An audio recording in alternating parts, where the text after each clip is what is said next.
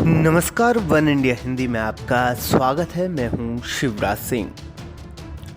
महाराष्ट्र और कर्नाटक में सीमा विवाद एक बार फिर से बढ़ गया है। बेंगलुरु में छत्रपति शिवाजी महाराज की मूर्ति पर स्याही फेंकने की घटना के बाद दोनों राज्यों की सीमा पर तनाव बढ़ गया है। हालात को देखते हुए कर्नाटक सरकार ने महाराष्ट्र से लगती सीमावर्ती इलाके बेलगावी में अगले 24 घंटों के लिए धारा 144 लागू कर दी है। बेलागावी में भीड़ जमा होने पर रोक लगा दी गई है। आज सुबह 6 बजे से रविवार सुबह 6 बजे तक के लिए धारा 144 लागू है। सुरक्षा कड़ी कर दी गई है और संवेदनशील इलाकों में अतिरिक्त बल तैनात किया गया है। बता दें कि बुधवार की रात को कुछ लोगों ने बेंगलुरु में शिवाजी महाराज की प्रतिमा पर स्याही फेंक दी थी, जिसके बाद महाराष्ट्र समर्थक कार्यकर्ताओं ने बीती रात बेलागावी के संभाजी सर्किल में विरोध प्रदर्शन किया और शिवाजी की प्रतिमा पर स्याही फेंकने वालों की गिरफ्तारी की मांग की। इस दौरान विरोध प्रदर्शन हिंसक हो गया और पथराव में 1 दर्जन से अधिक सरकारी वाहनों को नुकसान पहुंचा।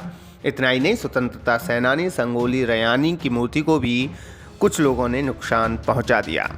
इस हिंसक घटना के बाद पुलिस ने 27 लोगों को गिरफ्तार किया है। कोर्ट ने सभी आरोपियों को न्यायिक हिरासत में भेजा है। पुलिस ने हिंसा के कई सीसीटीवी फुटेज खंगाले और 100 से अधिक लोगों के खिलाफ मामला दर्ज किया है। बता दें कि भले ही तनाव की वजह से स्याही फेंकना है, लेकिन ये विवाद बहुत पुराना है। इस पूरे मामले को समझने के लिए आपके लिए महाराष्ट्र और कर्नाटक के बीच सीमा विवाद को समझना जरूरी है। दरअसल दोनों राज्यों के बीच बेलगावी, खानापुर, निप्पानी, नंदगाड़ और कारवार की सीमा को लेकर विवाद है। इन क्षेत्रों में बड़ी संख्या में मराठी भाषी लोग रहते हैं। इस आधार पर इन क्षेत्रों का महाराष्ट्र में विलय करने की मांग चली आ रही है। विवाद की शुरुआत सबसे पहले 1956 में हुई थी, जब कुछ नेताओं ने भाषाई आधार पर इन राज्यों को महाराष्ट्र में मिलाने की मांग उठाई थी। विवाद ज़्यादा बढ़ा तो केंद्र सरकार ने दोनों राज्यों की सहमति के बाद सुप्रीम कोर्ट के पूर्व जस्टिस के नेतृत्व में एक आयोग का गठन कर दिया, लेकिन आयोग ने भी बेलागावी को महाराष्ट्र में मिलाने से इनकार कर दिया।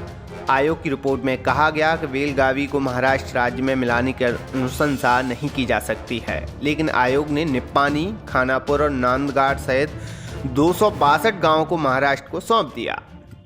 इसके बाद भी विवाद का हल नहीं निकला। दोनों राज्यों के मुख्यमंत्रियों में आयोग की रिपोर्ट पर सहमति नहीं बनी। दोनों राज्य अपनी जगह न छोड़ने और न ही लेने की नीति पर कायम रहे, जिसके बाद ये विवाद इसी तरह से चला आ रहा है। इस खबर में फिलहाल इतना ही। तमाम अपडेट के लिए बने रहिए वन इंडिया हिंदी के साथ।